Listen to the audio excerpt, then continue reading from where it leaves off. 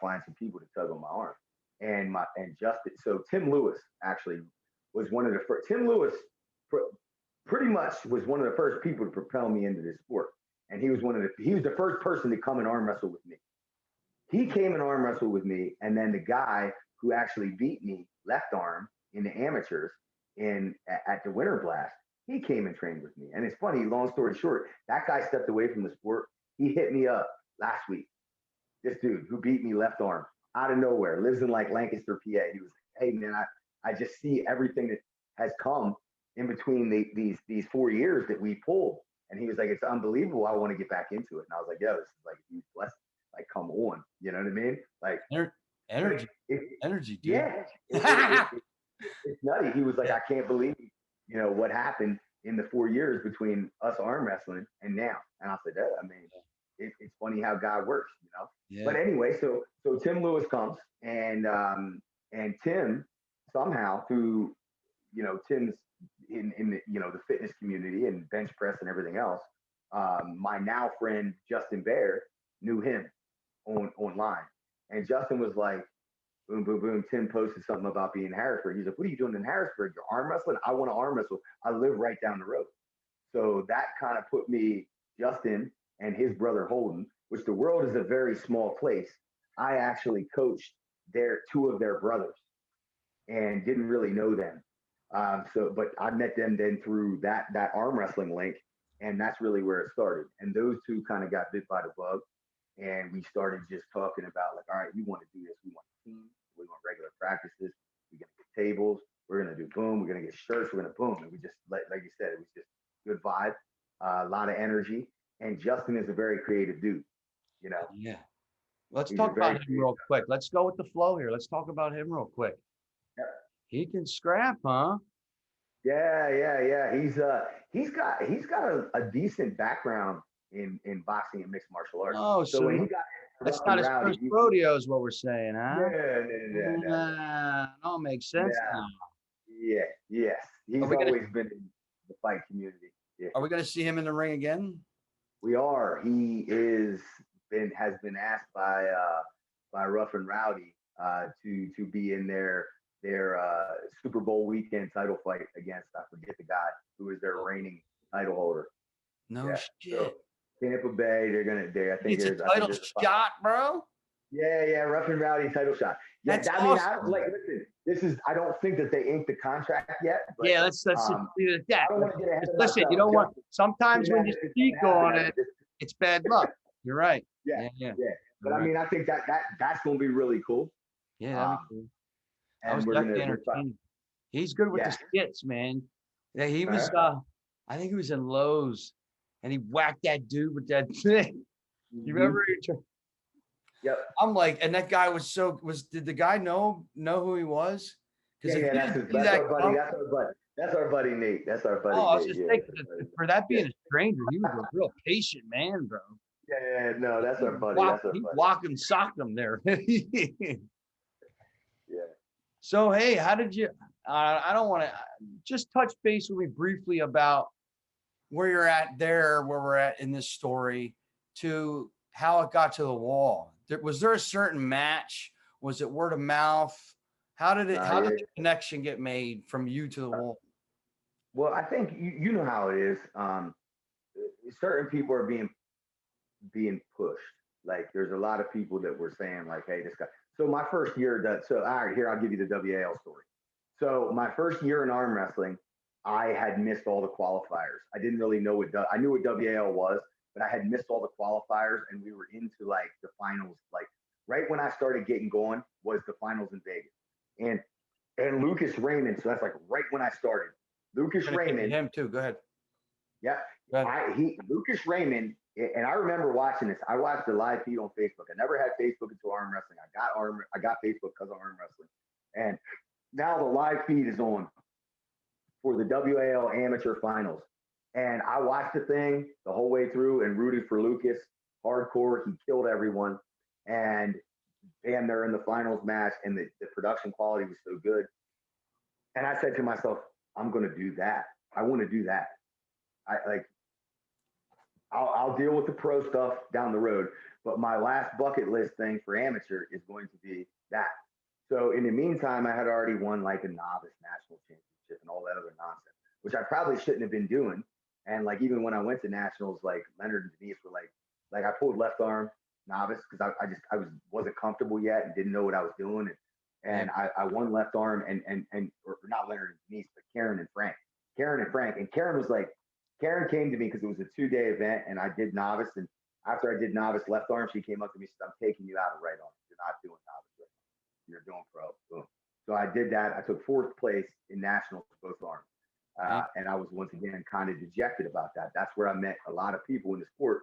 I met CJ Twine. We were both young in the sport at the time and everything. So I decided, even after that national championship thing, that I was like, this is, I got into this late. My last hoorah for amateur is going to be the WAL final. So that's obviously was the year where WAL kind of like pseudo folded.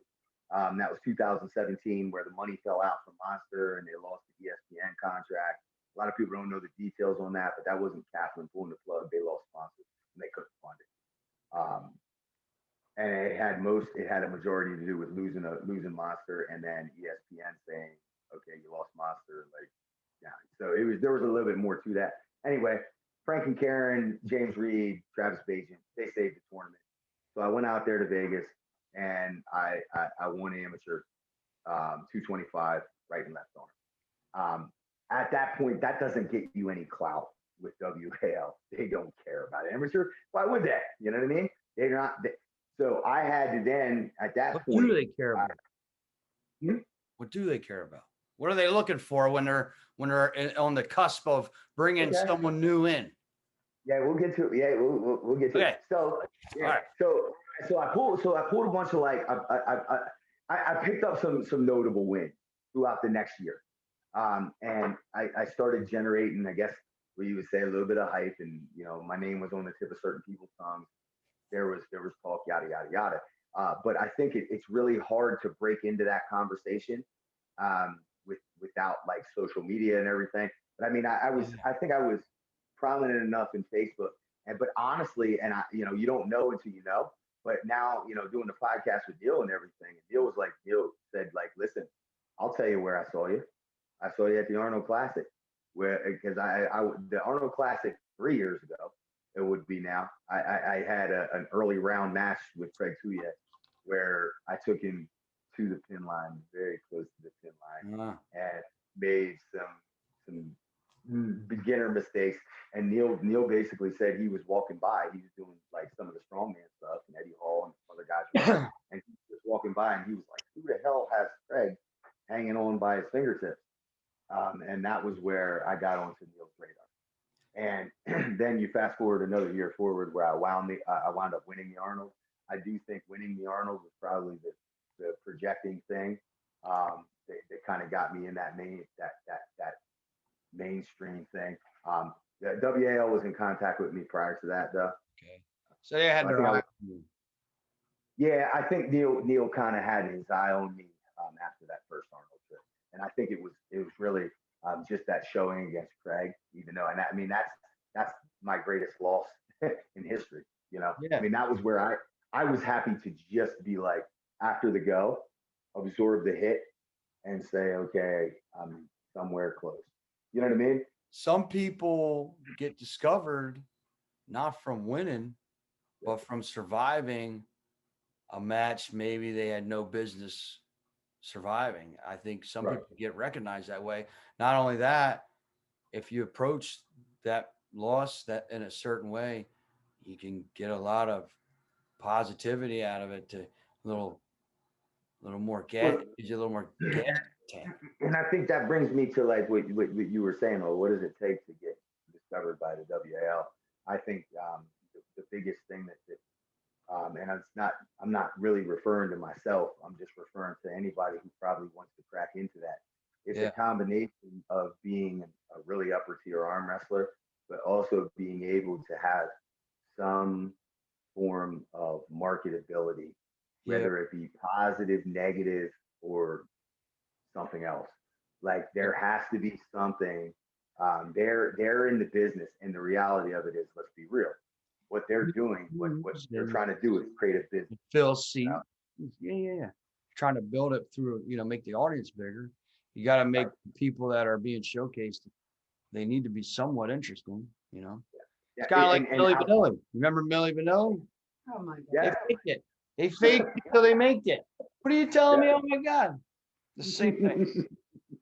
But I'll tell you this, like to dispel any rumors, there's nothing fixed in WAL.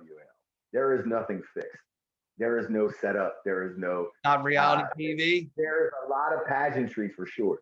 And I think that they really want to delve into like that pseudo like WWE, like let's emulate certain portions of that. But unlike WWE, there is no script. You know what I mean? So there is the element of true arm wrestling, and obviously the rules are looser and things are different. But I feel like with any set of rules, you have to be able to master them regardless. So if I'm given WAC rules or if I'm given WAL rules, I may be better in one set, but it's on you as an arm wrestler to learn those rules and be able to. The wall has bigger elbow pads, don't they? They do. And people are like, oh, that's just this. Is that because of the game of arms? It is, yes, it is because of Travis. The bastard. Devin and Travis. They're saying Michael Todd wouldn't be able to do the King's move quite that way without the wall. Michael Todd has done the King's move very, very effectively on a 7x7 pad at the world level for like ever. So I don't buy that. I mean, I do think that it helps. So it definitely, anybody who's back pressure driven, that's going to help because those extra 2 inches are on the back of the pad. Those 7-minute, the guy Cataract? Who's the guy who does the 7-minute matches? Gary Cataract and Michael Todd. How does a pair of arms survive that length of a match? Like you see how swollen they are with you gotta. You can say what you want about the flop wrist press, and you can say what you want about the King's move. And I've said it forever. Do you ever flop? I've never seen you flop. I've flopped one time in a winning position just to get a pin, probably twice in my life. But it was only because I never was like, all right, this is a planned move. It was just like, this is a desperation pinning move. Yeah. But you can say what you want about the flop, and you can say what you want about the King's move. And I'm not a fan. Like, don't get me wrong, I'm not a King's move fan. Most people say the thing I hear most back from people is they'd rather look horrendously ugly and win than to go mano a mano and possibly lose. What's your take? Yeah. What's your take, Jack? I'm all over the place on that. So, like I said, I'm not a fan of the King's move. I am a fan of Michael Todd. I think Michael Todd is a fun rap. I like Michael Todd. I like him as a person. I talk to him on the phone. I like the guy. I think he's a warrior. I think he's a gladiator. And I think he takes that mentality of win at all costs. I think Jerry has an amazing hook. Jerry has a world-class hook. But he knows his ace is the flop wrist. So why battle if you don't have to? You know what I mean? Like these guys, to me, both of those guys are gladiators. They're like when you say the word gladiators, I feel exactly what you're saying. I'm fairly calm with you right now talking, right? We're pretty calm, pretty chill. Yeah. I'm not like that at the tournaments. I'm a wild man because when you see two real good when you see a really good matchup, man, like I said, you see it's a war, it's a battle, and it takes over, and then it makes, I don't know, I start getting loud and crazy. Yeah. That's it. I mean, nothing like a one-on-one sport when you're in that moment. So, I mean, those dudes. I mean, like I said, I'm not a huge fan of the King's move. It's not my cup of tea. Maybe eventually I'll learn it because I respect all aspects and all disciplines. Yeah. But right now, for me, I won't go into a desperation spot. I'll lose a match before I go there. First off, I don't know the move yet, and I'm also not ready to start training it. So, like the way I have tiered things, like even with my training, I am just now 4 years in starting to train side pressure. That has been the last thing because of elbow health and things like that. like I feel like side pressure is my last ace for training. And, a thing like a flop wrist or a king's move, maybe